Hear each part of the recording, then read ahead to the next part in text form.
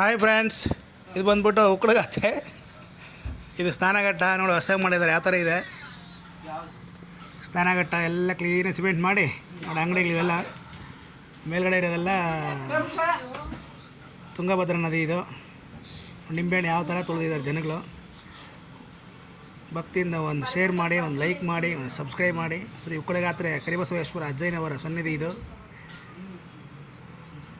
ಇದೇ ಗದ್ದಿಗೆ ಹತ್ತು ಹೋಗ್ತಾ ಇದ್ದ ಜಾಗ ಈಗೆಲ್ಲ ಬಂದ್ ಮಾಡಿದ್ದಾರೆ. ಆ ಕಡೆಯಿಂದ ಬರಬೇಕು ನೋಡಿ. ನಿಂಬೆಹಣ್ಣು ಎಷ್ಟು ಎಲ್ಲ ಇಳೆ ತೆಗೆದು ತುಳಿಯೋದು, ಇಳೆ ತೆಗೆದು ತುಳಿಯೋದು. ಶ್ರೀ ಪವಾಡ ಪುರುಷ ಶ್ರೀ ಗುರು ಕರಿಬಸವೇಶ್ವರ ಸ್ವಾಮಿಯವರ ಗದ್ದಿಗೆ ಇದು. ತುಂಗಭದ್ರಾ ನದಿಯಲ್ಲಿ ಸ್ನಾನ ಮಾಡಿ ಶ್ರೀ ಕರಿಬಸವೇಶ್ವರ ಅಜ್ಜಯ್ಯನವರ ದರ್ಶನ ಮಾಡಿದ್ರೆ ಏನೋ ಒಂದು ಮನಸ್ಸಿಗೆ ನೆಮ್ಮದಿ, ಒಂದು ಉಲ್ಲಾಸ, ಜೀವನದಲ್ಲಿ ಒಂದು ಹೊಸ ಉತ್ಸಾಹ ಬರುತ್ತೆ. ಹಾಗೆ ನೋಡಿ, ನೀರು ಯಾವ ಥರ ಇದೆ. ಲೈಕ್ ಮಾಡಿ, ಶೇರ್ ಮಾಡಿ, ಸಬ್ಸ್ಕ್ರೈಬ್ ಮಾಡಿ. ಇದು ತುಂಗಭದ್ರಾ ನದಿ. ಇದೆಲ್ಲ ಫಸ್ಟ್ ಏನೂ ಇರಲಿ, ಈಗ ಹೊಸ್ದಾಗಿ ಮಾಡಿರೋದು. ಎಲ್ಲ ಈ ಬಿಲ್ಡಿಂಗ್ ಏನೇನಿದೆ ಕಾಣಿಸ್ತಾ ಇದೆಯೋ ಅದೆಲ್ಲ ಹೊಸ್ದಾಗಿ ಮಾಡಿರೋದು. ಯಾವ ಥರ ಇದೆ. ಅಜ್ಜಯ್ಯನ ಕೃಪೆ ಸದಾ ನಮ್ಮೆಲ್ಲರ ಮೇಲೆ ಇರಲಿ ಅಂತ